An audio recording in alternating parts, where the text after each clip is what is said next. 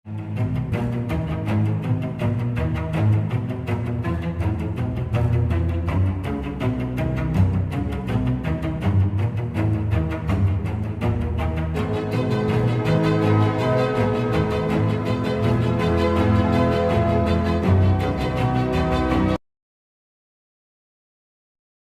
Guys, कैसे हैं आप लोग। आप सभी दोस्तों का नीतू यादव एंटरटेनिंग चैनल पर स्वागत है। आप दोस्तों के लिए नीतू यादव एंटरटेनिंग चैनल एक बहुत ही शानदार हॉरर कहानी लेकर आया है, जिसको सुनने के बाद आपको काफ़ी मज़ा आएगा, बहुत मज़ा आएगा दोस्तों। बहुत ही डरावनी ये कहानी है, जिसको सुनने के बाद आपको बहुत ज़्यादा डर भी लगेंगे, लेकिन कहानी में आपको बहुत मज़ा आएगा दोस्तों। ये जो कहानी है हमारे सब्सक्राइबरों के द्वारा सुझाए गए कहानी है। सब्सक्राइबरों के काफ़ी डिमांड पे ये कहानी मैं आप लोग के लिए लेकर आया हूँ, जिसको सुनने के बाद निश्चित रूप से आप सभी दोस्तों को बहुत ही मज़ा आएगा। गाइस, यदि ये मेरा वीडियो आप लोग को पसंद आता है तो आप वीडियो को लाइक कर दीजिएगा, शेयर कर दीजिएगा और चैनल को सब्सक्राइब कर दीजिएगा। और दोस्तों, आप लोग बेल आइकन को दबाना ना भूलिएगा, जिससे मेरा आने वाला अगला वीडियो का नोटिफिकेशन आप तक पहुंच सके। दोस्तों, मैं आप सभी को बता दूं कि आजकल के ज़िंदगी में स्वास्थ्य को मेंटेन करना, एक अच्छे स्वास्थ्य होना बहुत ही ज़रूरी है, और इसलिए तंबाकू, बीड़ी, सिगरेट इत्यादि का सेवन न करें, न किसी को करने दें। तो दोस्तों, मैं देर ना करते हुए ले चलते हैं आपको अपनी कहानी की तरफ, जहां आप सभी दोस्तों को बहुत ही मज़ा आने वाला है और बहुत ही इंटरेस्टिंग। दोस्तों, कुछ 15 साल बीते समय की बात है। मेरे दो मित्र थे, राजेश और पवन। राजेश और पवन अपनी नौकरी की तलाश में घर से बाहर बॉम्बे के लिए, महाराष्ट्र के लिए निकल पड़े। महाराष्ट्र में वो पुणे जैसे शहर में जा पहुँचे। दोस्तों, राजेश और पवन जैसे ही पुणे शहर में पहुँचने के बाद वो उनको पता चला कि पुणे शहर जो है काफ़ी महंगा शहर है, जहाँ पे उनको रहने के लिए काफ़ी खर्चे लगेंगे, काफ़ी पैसे लगेंगे उनको रहने के लिए। और राजेश और पवन के लिए इतने पैसे तो थे नहीं, वो तो खुद ही नौकरी की तलाश में गए थे। जिनकी नौकरी अभी लगी नहीं थी, नौकरी खोजने के लिए वो लोग गए थे। इतनी पर्याप्त मात्रा में उनके पास पैसा नहीं था जिससे कि पुणे जैसी बड़ी सिटी में रहें, वहाँ रूम लेके रह सके और अपने खर्चा कर सके और नौकरी की तलाश कर सके। दोस्तों, राजेश और पवन ने पुणे में जाके बहुत सोचा, बहुत समझा। अंततः उन्होंने यह निष्कर्ष निकाला कि पुणे एक ऐसी बड़ा शहर है, इतनी महंगा शहर है, इन महंगे शहर में हम रहेंगे तो नहीं रह पाएंगे और ना ही हमको रह के नौकरी खोज पाएंगे। दोस्तों, अंततः दोनों ने यह निष्कर्ष निकाला कि कहीं ऐसे जगह हम चले जहाँ पे कि हम लोग को कुछ छोटा मोटा काम मिल जाए और वहाँ रहकर हम अपनी नौकरी का भी तलाश करते रहें और हमारा खर्चे का भी चिंता ना हो और इन छोटे मोटे कार्यों से हमारी खर्चा भी चल सके। दोस्तों, यह सोचते हुए फिर अब राजेश और पवन दोनों एक छोटे काम की तलाश में लग गए। दोस्तों, राजेश और पवन को एक छोटा सा काम खोजते हुए मिला, जो कि पुणे शहर से बाहर करीब 70-80 किलोमीटर, 100 किलोमीटर के बाद एक सिरूर जगह लगता है। सिरूर से भी 20-30 किलोमीटर आगे उनको एक छोटे से जगह, छोटे से कस्बे में उनको एक काम मिला। एक छोटा सा ठेका का काम चल रहा था, जिसमें उन दोनों को काम लगा। दोस्तों, इनके पास कोई रास्ता न होते हुए दोनों मजबूरी में वहीं जा पहुँचे और जो छोटे मोटे काम इनको लगे थे वो छोटे कार्य करना चालू कर दिए और अपना वहाँ से जो है कि नौकरी की तलाश करना चालू कर दिए। दोस्तों, वो छोटे से कस्बा होने की वजह से वहाँ इनको रहने के लिए भी कम खर्चे में हो गया और वो अपना छोटे मोटे कार्यों से अपनी जेब खर्च भी निकालना चालू कर दिए। दोस्तों, धीरे धीरे करते हुए समय बीतता गया, समय निकलता गया, पर इनकी अच्छी नौकरी ना मिली, लेकिन ये नौकरी की तलाश जारी रखे। दोस्तों, धीरे धीरे करते हुए नौकरी की तलाश करते हुए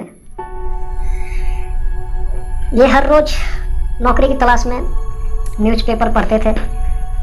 न्यूज़पेपर में जो भी एडवर्टाइजमेंट निकलते थे उन एडवर्टाइजमेंट को ये देखते थे और जैसे इनके लायक कुछ नौकरी दिखती थी वो वहाँ जाकर संपर्क करते थे। दोस्तों डेली इनका यही काम था, प्रतिदिन का यही काम था, न्यूज़पेपर पढ़ना। न्यूज़पेपर में जो भी एडवर्टाइजमेंट नौकरी से संबंधित था उस जगह उस लोकेशन पे जाके संपर्क करना, इंटरव्यू देना, इनका प्रतिदिन का यही काम था। दोस्तों धीरे धीरे करते करते समय निकलता गया, इनको नौकरी नहीं मिली, लेकिन ये हिम्मत नहीं हारे। ये हिम्मत जुटा रखे थे और अभी भी नौकरी की तलाश में लगे हुए थे। दोस्तों ठीक यही करते हुए एक दिन की बात है, सुबह जैसे इन्होंने एक न्यूज़पेपर उठाया, राजेश ने न्यूज़पेपर जैसे उठाया, राजेश के लायक एक अच्छी सी नौकरी दिखाई पड़ी न्यूज़पेपर में। न्यूज़पेपर में एडवर्टाइजमेंट में लिखा था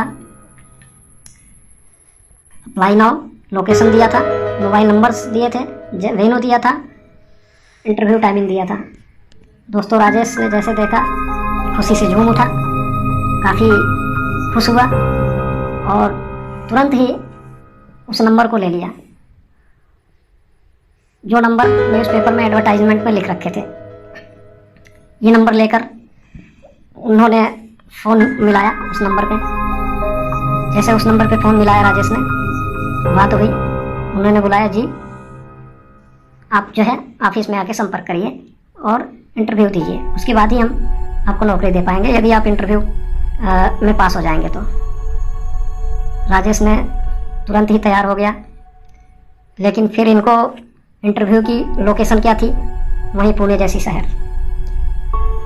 लेकिन ऑप्शंस अच्छे इनको दिख रहे थे, नौकरी अच्छी दिख रही थी, इनके लायक दिख रही थी, इसलिए इन्होंने कहा भले ही हमको इतनी दूर जाकर इंटरव्यू देना पड़े, लेकिन हमको नौकरी तो अच्छी चाहिए ही और जाएंगे ही। इन्होंने मन बनाया, तुरंत ही अपना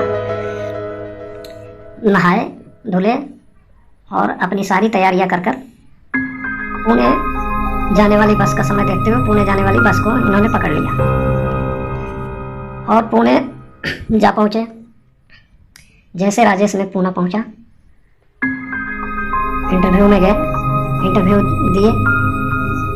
ये सारे कार्य करते हुए, इंटरव्यू देते हुए इनको करीब करीब हो गए शाम, करीब करीब 7-8 रात को इतने समय हो गए।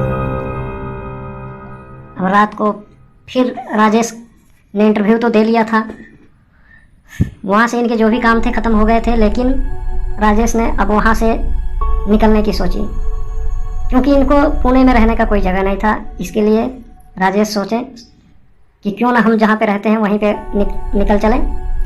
इसी समय जो है हम बस पकड़ते हैं और बस पकड़कर हम जहाँ रहते हैं वहाँ अपने रूम पर पहुँच जाएंगे, अपने कमरे पर पहुँच जाएंगे और आराम से वहाँ पर जाकर अपना आराम करेंगे। क्यों पुणे में हम रह के कहाँ रुकेंगे, कहीं रुकने का मेरे पास जगह नहीं है। दोस्तों इस तरह से राजेश ने बस अड्डे पहुँच गया। राजेश ने बस पकड़ लिया अपने कमरे पर जाने के लिए। राजेश जैसे अपने कमरे को बस पकड़ के निकला, काफ़ी राजेश थका हुआ था, अपने आप को थका हुआ महसूस कर रहा था, क्योंकि वो सुबह से परेशान था, काफ़ी दूर चल कर आया था इंटरव्यू देने के लिए, काफ़ी इधर परेशानियां भी हुई थी उसे। सो उसके दिमाग में ये था कैसे भी मैं रूम पर पहुंच जाऊं और रूम पर पहुंचने के बाद मैं आराम करूं।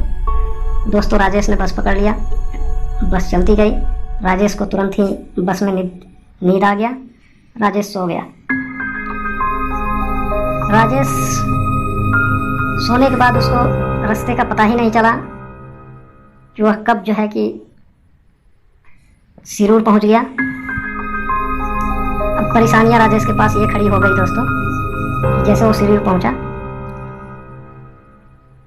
बस सिरूर शहर में ना जाते हुए सिरूर से एक बाईपास रोड निकलता है, वो बाईपास रोड पकड़ के दूसरी जगह को जानी थी। और राजेश ने यह मन में बनाया हुआ था कि हम सिरूर बस अड्डे पे उतरकर और अपनी वहाँ से कोई और साधन पकड़ लेंगे, कोई और गाड़ी पकड़ लेंगे और वो गाड़ी पकड़कर मैं अपने कमरे पे चला जाऊँगा।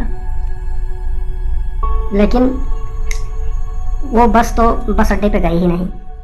सिरूर शहर से बाहर एक हाईवे बाईपास निकलता है, वो बाईपास निकलकर वहाँ से अपने जहाँ पर जाना था वहाँ जाना, बस निकलना था वहाँ जाना था। और इस तरह से मजबूर राजेश ने हाईवे रोड पर ही उतर गया। जैसे ही वो हाईवे रोड पे उतरा, वहाँ पे एक कुछ भी नहीं था सिवाय अंधेरे के। हाईवे रोड पे उतर गया, पूरी चारों तरफ अंधेरी रात थी, अंधेरी छाए हुए थे, तारे टिमटिमा रहे थे, डरावनी रात थी, झंझनाहट की आवाज़ें आ रही थी। राजेश तुरंत ही नींद से जगा हुआ था। जब तक बस इसको उतारी और बस का लाइट उनको दिखा, तब तक राजेश को तो कोई परेशानी नहीं थी। लेकिन जैसे बस वहाँ से निकली, पूरी तरह से वहाँ पे अंधेरा छा गया दोस्तों। ऐसा अंधेरा छाया कि 2 कदम दूर का भी आदमी ना दिखे। इस तरह से राजेश पूरी तरह भयभीत हो चुका। वहाँ से दूर दूर तक कोई आदमी नहीं दिख रहा था।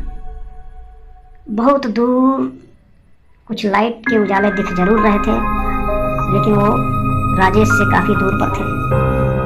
राजेश ने धीरे धीरे करते हुए अपने कदम को आगे बढ़ाया और धीरे धीरे वो चलना चालू कर दिया।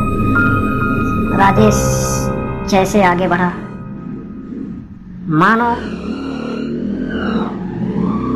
मानो उसे कोई पकड़ने आ रहा हो, लेकिन राजेश अपने कदम धीरे धीरे धीरे धीरे बढ़ाता चला गया। राजेश सहमा हुआ जरूर था, डरा हुआ जरूर था, भयभीत जरूर था, लेकिन वह मजबूर था आगे बढ़ने को, क्योंकि जहाँ पे वो बस उसे छोड़ी थी वहाँ भी उसको रुकने के लिए ठीक नहीं थे, क्योंकि वहाँ पर कुछ भी नहीं था। इस तरह से राजेश ने आगे बढ़ना चालू रखा। राजेश जैसे कदम आगे 2 कदम आगे बढ़ रहा है, मानो उसके शरीर में कनकनाहट होना शुरू हो जाता है, मानो उसको बगल से कोई आके उसे पकड़ रहा हो। जैसे उसको महसूस होता है कि हमारे बगल से कोई आ रहा है, तुरंत ही वो आँख से दाहिने की तरफ देखता है। जैसे दाहिने की तरफ देखता है मानो उसे कोई बाएं की तरफ से घेर रहा हो, बाएं की तरफ से देखता है मानो उसे कोई पीछे की तरफ से घेर रहा हो। इस तरह से राजेश धीरे धीरे डरता चला गया, भयभीत होता चला गया। उसके दिमाग में ये बातें आ रही थी कि आगे मैं ना जाऊं, यहीं पे रुक जाऊं, लेकिन उसके पास और किसी भी तरह का कोई भी ऑप्शंस नहीं था कि वहाँ रुके। फिर उसके दिमाग में ये आता है कि यहाँ भी हम रुक के क्या करेंगे, यहाँ रुकेंगे तो हमको और भी नुकसान हो सकता है। यहाँ ना कोई आदमी है, ना कोई घर है, ना कोई गाड़ियाँ हैं, ना किसी भी तरह की रोशनी है।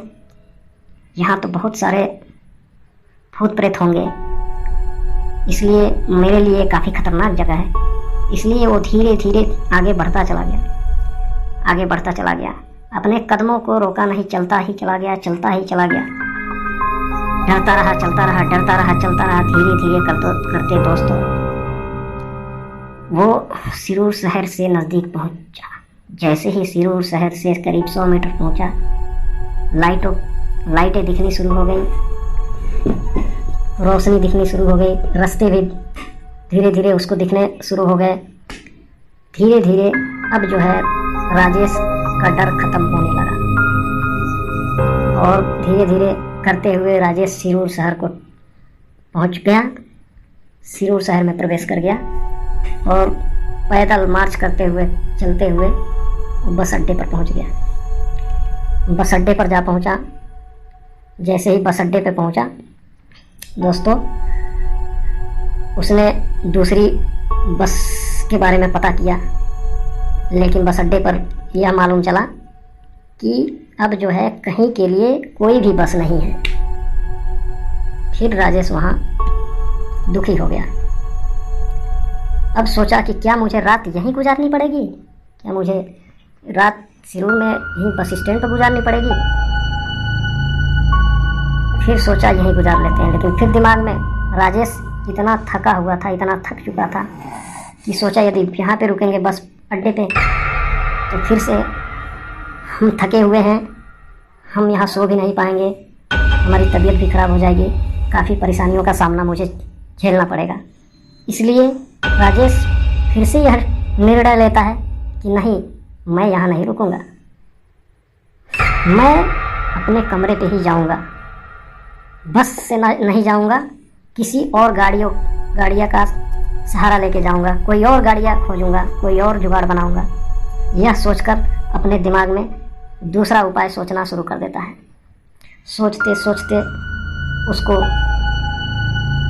यह दिमाग में आता है कि क्यों ना पवन रूम पर कमरे पर पड़ा है, यहाँ से 20 किलोमीटर ही दूर है, और क्यों ना पवन को मैं यहाँ बुला लूँ। दोस्तों, वह पवन के पास फ़ोन लगाता है। पवन फ़ोन उठाता है, पवन से सारी बातें राजेश बताता है। पवन उसका दोस्त था, इसलिए एक बार वह आने के लिए मना तो किया, लेकिन इसकी बातें सुनकर फिर वह आने के लिए तैयार हो गया और बोला, राजेश आप चिंता ना करो, आप रुको, मैं आता हूँ, लेकिन एक काम करो, मैं सिरूर बस स्टैंड पे नहीं आऊँगा, मैं हाईवे रोड पे एक होटल है आगे, सिरूर बस स्टैंड से आगे 1.5 किलोमीटर 2 किलोमीटर आगे एक होटल है, उस होटल तक आप पैदल चलते चलते तब तक आओ, तब तक मैं यहाँ से मोटरसाइकिल से वहीं होटल पे पहुँचता हूँ और वहाँ से तुमको मैं उठा लूँगा और तुमको वहाँ से बिठा के लेकर आ जाऊँगा कमरे पे। राजेश इस बात से सहमत हो जाता है और बोलता है, पवन आप होटल पर आ जाओ, मैं वहाँ जब तक पैदल उस होटल तक पहुँचता हूँ। राजेश पुनः पैदल चलना शुरू कर देता है और धीरे धीरे करते हुए सिरूर शहर पार करता है। रास्ते पे पैदल चलता जाता है, सिरूर शहर पीछे निकल जाती है। जैसे ही सिरूर शहर पीछे निकलती है, फिर से उजाले ख़त्म हो जाते हैं, अंधेरे की शुरुआत फिर से हो जाती है। फिर से राजेश को इतनी भयानक रात होती है, इतनी भयानक अंधेरी छाई रहती है कि 10 कदम पर भी कोई यदि आदमी हो तो उसे ना दिखे। इतनी भयानक अंधेरा छाने पर राजेश को कुछ भी ना दिखता है, लेकिन वह चलता ही जाता है। लेकिन इस अंधेरी झंझनाहट रात में पवन का डर एक बार फिर से उभर जाता है और फिर से राजेश भयभीत हो जाता है। और राजेश भयभीत होकर कभी अपने कदम को बढ़ाता जाता है, कभी इधर कभी उधर, कभी उधर कभी पीछे कभी आगे, चारों तरफ भौचक्का होकर देखता रहता है, चलता रहता है, देखता रहता है, चलता रहता है।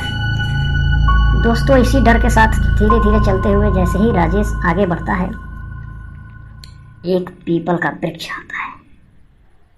पीपल के वृक्ष, भयानक रात तो होती है, भयानक अंधेरा तो छाया ही रहता है। जैसे ही वो पीपल के पेड़ के पास पहुंचता है, एकदम से सन जैसे इसको प्रतीत होता है। दोस्तों, वह पीपल के वृक्ष के नीचे जैसे पहुंचता है, मानो उसको एक कदम के भी आदमी नहीं दिखते हैं। वहीं का वहीं पीपल के वृक्ष के नीचे वो खड़ा हो जाता है और सोचता है, अब किधर जाऊं, कुछ तो मुझे दिख ही नहीं रहा है। रोड के रास्ते के आहट से आगे बढ़ने की कोशिश तो ज़रूर करता है, लेकिन जैसे ही वो कोशिश करता है, उसे जैसे लगता है काफ़ी बड़ा सफ़ेद वस्त्र धारण किया हुआ, बड़े बड़े बड़े बाल रखा हुआ एक काला सा आदमी दिखता है। दोस्तों, जैसे ही वो इस बड़े से आदमी को, हट्ठा कट्ठा ताकतवर सफ़ेद वस्त्र धारण किए हुए देखता है, राजेश डर जाता है, पूरी तरह से सहम जाता है। राजेश कांपना शुरू कर देता है, कांपने लगता है। राजेश देवी देवताओं का नाम लेना शुरू कर देता है। कैसे सोचता है कि अब तो मैं नहीं बचूंगा, मेरे सामने तो भूत आ गया है। राजेश फिर भी उसके पास किसी भी तरह का चारा नहीं रहता है, सो वो आगे बढ़ने की कोशिश फिर भी करता है। जैसे ही वो आगे बढ़ने की कोशिश करता है, मानो उसे वो पीछा कर रहा हो। 2 कदम राजेश आगे बढ़ता है। जैसे ही 2 कदम आगे बढ़ता है, उस देखता है कि वो भी जो व्यक्ति है वो भी 2 कदम इसके साथ पीछा करता है। दोस्तों, यह करते हुए राजेश की कदमें तेज होती रहती हैं। धीरे धीरे अपने कदमों को तेज करता है, आगे भागने की कोशिश करता है। जैसे ही ये अपना कदम तेज करता है, वो व्यक्ति भी इसी तरह कदम तेज करता है और पीछा करता है। करते करते राजेश भागना शुरू कर देता है और पीछे से वह व्यक्ति उसको पीछा करना शुरू कर देता है, दौड़ाना शुरू कर देता है। राजेश काफ़ी थक चुका था, पूरी तरह सहमा हुआ था, डरा हुआ था, भयभीत था, पसीने से पूरा डूब चुका था, लेकिन वह दौड़ता ही जा रहा था। दौड़ते दौड़ते दोस्तों, एक समय ऐसा आता है, यह होटल से 500 मीटर दूर वो रह जाता है। होटल से मात्र 500 मीटर दूरी पर राजेश पहुंच जाता है। जैसे ही 500 मीटर दूरी पे पहुंचता है, उसको होटल के पास लगी हुई लाइटों के उजाले दिखने शुरू हो जाते हैं और उसकी प्रकाश कुछ इसके सामने रास्ते पर भी पड़ते हैं, जिससे इसको आगे भी दिखना शुरू हो जाता है। लेकिन फिर भी मानो इसको ऐसा लगता है कि वो व्यक्ति मेरा पीछा कर रहा है। इतना यह डर चुका था, फिर भी ये अपने कदम को नहीं रोकता है और दौड़ता ही जाता है, भागता ही जाता है। दोस्तों, भागते भागते वह अंततः जाकर होटल के करीब और जाकर डरा हुआ, सहमा हुआ, भयभीत हुआ, वो अचानक से जाके गिर पड़ता है, धड़ाम जाके गिर जाता है उसके पास। उसके बाद राजेश को किसी भी तरह का होश नहीं। होटल पे बैठे व्यक्ति दौड़ते हुए आते हैं और इसको उठाते हैं, उठा के ले जाकर वहाँ चारपाई पर लेटाते हैं। फिर इसको हवा देते हैं, इनको जगाने की कोशिश करते हैं, लेकिन राजेश को होश न रहती है। धीरे धीरे करते हुए इनके पर राजेश के ऊपर पानी का छींटा मारते हैं। करते करते फिर भी इसको होश नहीं आता है। इतने में राजेश का दोस्त पवन वहाँ पर पहुँच जाता है। जैसे ही पहुँचता है, देखता है राजेश को किसी भी तरह का कोई होश नहीं है। चारपाई पे इसको लेटाया गया है। पवन को मानो साक्सा लग जाता है। फिर पवन जो है कि उसको जगाने की कोशिश करता है, पानी की छींटे मारता है, आवाज़ें देता है, राजेश राजेश मैं आ गया हूँ, अब तुमको किसी भी तरह की परेशानी नहीं होगी, अब आओ, जागो और मेरे साथ चलो, कमरे पे चलते हैं। 3-4 बार बोलने के बाद राजेश धीरे धीरे अपने हाथ पांव हिलाता है और धीरे धीरे करते हुए अपनी आंखें खोलता है। जैसे आंखें खोलता है, पवन खुश हो जाता है और उठने के बाद इसको पानी पिलाता है। राजेश पूरी जगने के बाद भी सहमा होता है, लेकिन पवन इसको अपने गाड़ी पर बिठाता है। राजेश इनके साथ भी जाने को तैयार नहीं होता है, इतना भयभीत होता है। लेकिन पवन के काफ़ी समझाने के बाद कि अब किसी भी तरह की परेशानी नहीं आएगी, अब राजेश आप मेरे साथ हो, अब तुम अकेले नहीं रह गए हो, अब हम 2 हो गए हैं। यह समझाते हुए वो अपने बाइक पर बिठाता है और राजेश तब जाके वहाँ उसके साथ जाने को सहमत होता है और गाड़ी पर बैठता है। फिर पवन गाड़ी से लेकर वह निकल पड़ता है और इस तरह से जाते हुए करीब अपने कमरे पे पहुंच जाते हैं। दोस्तों, राजेश और पवन अपने कमरे पे जाने के बाद फिर इनको चैन की नींद आती है और तुरंत ही सो जाते हैं। दोस्तों, राजेश को यह कहानी कभी नहीं भूलती है और आज भी वह कहीं अकेली रात में, भयानक रातों में कहीं अकेले जाने से डरता है और दूसरे को भी ना जाने के लिए मना करता है। वो कहता है कि दोस्तों, अकेले सुनसान इलाकों में, सुनसान रास्तों में अकेले ना जाया करो, अंधेरी रातों में, वहाँ पर भूत प्रेत रहते हैं। सभी को यह समझाता रहता है। दोस्तों, इस तरह से ये रही राजेश के साथ घटी हुई घटना का कहानी। तो दोस्तों, यह कहानी कैसी रही आप लोग कमेंट में ज़रूर बताना, लिखना। यदि आपके कुछ सुझाव भी होंगे तो ही आप कमेंट बॉक्स में लिख सकते हैं।